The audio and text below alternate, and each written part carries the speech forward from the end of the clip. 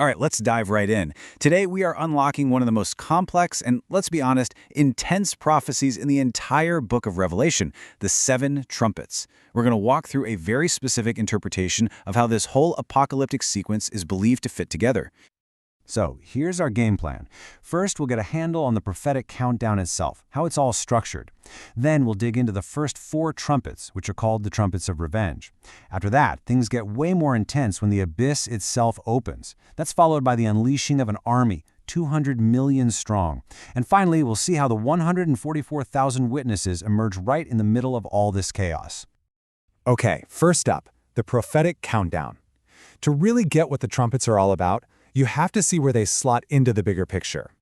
Now, this is really the key to the whole structure. Think of it like a set of Russian nesting dolls.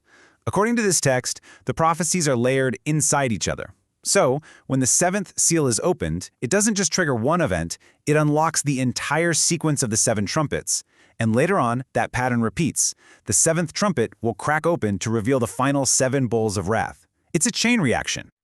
So what's the point of all this chaos? Well, the crucial takeaway here is that these aren't seen as random acts of destruction. This interpretation sees them as very purposeful, escalating warnings. You know, like the trumpets at the Battle of Jericho. They weren't just noise. They were a weapon to bring down the city's walls. And in the same way, these trumpets are meant to break down humanity's own walls of idolatry, basically acting as a final, desperate call to repent before it's too late. Let's see how this actually plays out. The first four trumpets are laid out as a really clear series of cause and effect, almost like direct, symbolic acts of revenge for very specific sins. And this table really spells out the eye for an eye logic that this interpretation puts forward. For instance, the first trumpet unleashes fire to burn the trees, which is seen as direct revenge for the burning of the righteous. The second trumpet, with the mountain hitting the sea, is said to be payback for the abduction of Jerusalem's people. Then you have the third trumpet's poisoned water, which is interpreted as a response to a great army from the north attacking Israel. And finally, the darkness of the fourth trumpet directly mirrors what's described as the censoring of the church's light by the nations. Okay, so after those first four rapid-fire judgments, the pace suddenly slows way down, but the intensity shoots through the roof. The next three trumpets are so bad they're actually called the three woes. And the first woe, the fifth trumpet, kicks off with the opening of the abyss itself. Now, the plague that comes out of the abyss has a very specific timetable, 5 months. The source text actually calculates this as exactly 147 days. And that number isn't random. It's said to be the precise amount of time between the last day to celebrate Passover and the start of the Feast of Tabernacles. It's a symbolic time frame designed to force the unrepentant to realize they're on God's clock and hopefully seek forgiveness. And what comes out of that abyss, that bottomless pit, that prison for demonic entities? It is the stuff of nightmares. A star, interpreted here as Jesus, unlocks the pit, unleashing a plague of demonic locusts. But their mission is really specific. They're to torment, but not kill, anyone who isn't protected by God's seal. And their appearance is just terrifying. Part horse, part human, with golden crowns, all led by a king named Abaddon, which means the destroyer. This source even goes so far as to identify them as the resurrected demonic princes of ancient Nineveh, finally let loose. Now, rising up during all this chaos are two other monstrous figures who are central to the whole end-time story, the beast and the false prophet. And this text identifies them with two legendary creatures from ancient lore, Leviathan, the great sea monster who comes up from the abyss, and Behemoth, the great land creature who takes on the role of the false prophet. This verse right here is considered the key to understanding who or what the beast is.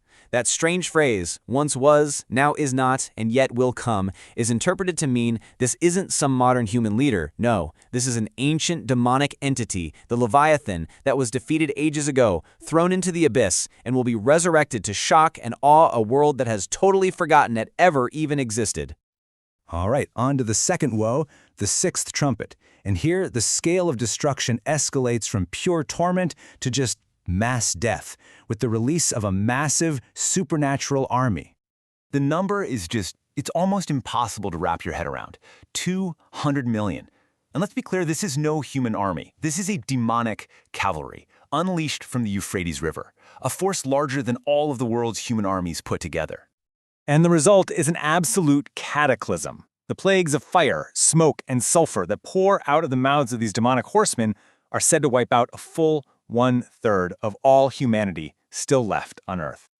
But this is maybe the most chilling part of the entire Sixth Trumpet. After witnessing this unspeakable horror, after the death of billions of people, the text says the survivors still refuse to change their ways. The warning, as horrific as it was, apparently fails. So after this unimaginable judgment fails to move humanity's heart, there's a pause in the destruction. The entire narrative shifts focus to a very special group of people who are given one last critical mission before the end. Now, this source presents a really unique origin story for the 144,000. They're described as the children of women who were abducted from Jerusalem during the Great Tribulation. They're born and raised among the nations of the world. They commit to God when they're teenagers, and then at age 30, right in the middle of the Sixth Trumpet's aftermath, they begin their global ministry. And here is a major point in this interpretation. This group of 144,000 is believed to collectively fulfill that famous prophecy of the two witnesses. So for 3.5 years, they preach to the entire world. And they're armed with supernatural power to call down plagues. They basically stand as God's final dramatic offer of mercy before that seventh trumpet finally sounds.